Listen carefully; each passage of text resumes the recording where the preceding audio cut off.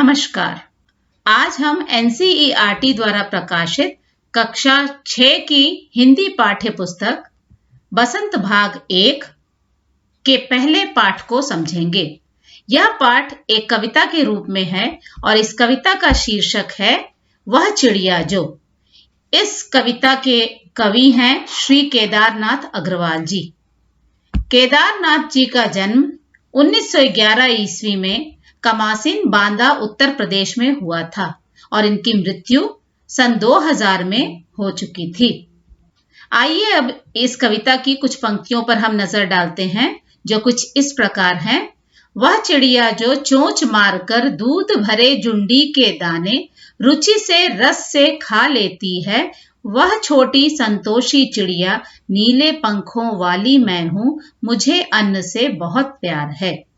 इन कुछ पंक्तियों में जो कुछ कठिन शब्द हैं उनका आशय भी समझना बहुत आवश्यक है। जैसे कि चिड़िया का मतलब है पक्षी, अंग्रेजी में बर्ड। चोंच का मतलब है बीक। दूध, दुग्ध या मिल्क। जुंडी, ज्वार, ज्वार के दाने जिसे अंग्रेजी में मिलेट भी कहा जाता है। यहाँ पर जुंडी, यहाँ पर आप ज्वार के दानों की एक बाली आप देख सकते हैं। रुचि, इंटरेस्ट। रस, स्वाद, टेस्ट। संतोषी, सेटिस्फाइड, जिसका मन हर चीज से भरा हुआ हो। नीला एक रंग होता है, अंग्रेजी में इसे ब्लू कहा जाता है। अन्न, अनाज, ग्रेन। पहली 7 पंक्तियों का आशय कुछ इस प्रकार है।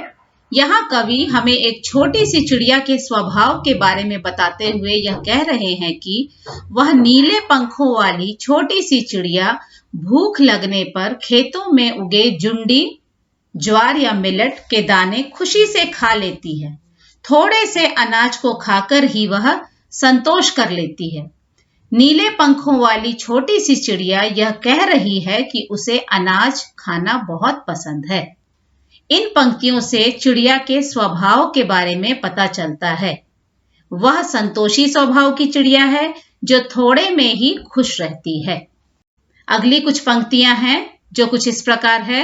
वह चिड़िया जो पंख खोलकर, कंठ खोलकर बूढ़े वन बाबा की खातिर रस उड़ेल कर गा लेती है, वह मुंह बोली चिड़िया नीले पंखों वाली मैं हूं, मुझे विजन से बहुत प्यार है। इन पंक्तियों में जो कुछ कठिन शब्द हैं उनका आशय कुछ इस प्रकार है। कंठ का मतलब है गला, थ्रोट। यहाँ बूढ़े वन बाबा का आशय समझना बहुत जरूरी है। यहाँ बूढ़े का मतलब है बहुत पुराना, वन का मतलब है जंगल, और बाबा चूंकि यह बहुत घना और पुराना जंगल है इसीलिए इसे बाबा कहा गया है। हम अपने बड़े बूढ़ों को बाबा कहकर पुकारते हैं। यहाँ पर जंगल बहुत पुराना है इसीलिए इसे बाबा कह के पुकारा गया है। रस उड़ेलकर, रस उड़ेलकर मतलब चिड़िया के स्वर में इतनी मिठास है कि ऐसा लग रहा है जैसे उसने अपनी आवाज में रस घोल लिया हो। मीठी आवाज, मेलोडियस वॉइस। मुंह बोली, मुंह बोली प्यारी, लवली। विजन, एकांत, सुनसान, लोनली। तो आइए अब इन पंक्तियों का आशय हम देख लेते हैं। इन पंक्तियों के माध्यम से कवि यह बताना चाहते हैं कि चिड़िया ऐसे जंगल में जो बहुत घना और पुराना है, वहां वह निश्चिंत होकर मीठे स्वर में गाना गाती है। नीले पंखों वाली इस छोटी सी चिड़िया को जंगल का शांत वातावरण बहुत अच्छा लगता है। इन पंक्तियों से यह पता चलता है कि नन्ही चिड़िया किसी भी परिस्थिति में खुश रहती है और उसे एकांत बहुत पसंद है। अंतिम कुछ पंक्तियां इस प्रकार हैं। वह चिड़िया जो चोंच मारकर चढ़ी नदी का दिल टटोलकर जल का मोती ले जाती है, वह छोटी गर्बीली चिड़िया नीले पंखों वाली मैं हूं, मुझे नदी से बहुत प्यार है। इन पंक्तियों में आए हुए कठिन शब्दों का आशय कुछ इस प्रकार है। चोंच का मतलब फिर से बीक।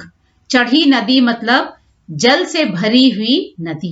दिल टटोलकर, दिल टटोलना मतलब यहाँ पर नदी के बीचों बीच जाकर खोजना। यहाँ पर जल की एक बूंद की तुलना मोती से की गई है। पानी की बूंद, जल का मोती का आशय है पानी की बूंद। छोटी, बहुत आकार में जो बहुत छोटा हो, स्मॉल। गर्बीली, गर्बीली का आशय है गर्व करने वाला। नीले पंखों वाली, नीले पंखों वाली का आशय है एक ऐसी चिड़िया जिसके पंख नीले रंग के हों। A bird with blue feathers. आइए अब इन पंक्तियों का हम आशय देख लेते हैं। इन पंक्तियों में कवि चिड़िया के साहसी स्वभाव के बारे में बता रहे हैं। नन्ही सी चिड़िया गहरी नदी के बीच में अपनी चोंच में पानी की एक बूंद भरकर ले जाती है। इस चिड़िया को अपने आप पर बहुत गर्व है और साथ ही वह नदी से भी बहुत प्यार करती है, क्योंकि वह नदी उसकी प्यास बुझाती है।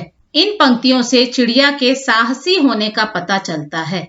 उसे स्वयं पर भी बहुत गर्व है।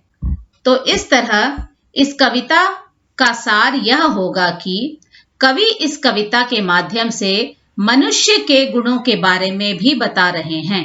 जिस प्रकार इस नन्ही चिड़िया के अंदर आत्मसंतोष, हर परिस्थिति में खुश रहना, निडरता, साहस और स्वयं पर गर्व करने का गुण है, उसी तरह मनुष्य को भी जीवन में आने वाले उतार चढ़ाव और सुख दुख का सामना पूरे साहस से करना चाहिए। जो अपने पास है उसी में खुश रहना और संतोष करना चाहिए। ईश्वर ने हमें जैसा बनाया है उस पर हमें गर्व होना चाहिए। तो आशा है आप सबको इस कविता का अर्थ अच्छी तरह समझ में आ गया होगा। अपने अगले वीडियो में पाठ के पीछे दिए प्रश्नोत्तर एवं व्याकरण से संबंधित प्रश्नों के उत्तर देख सकेंगे। पाठ एवं व्याकरण से संबंधित अतिरिक्त प्रश्न भी आपको मिल जाएंगे। धन्यवाद।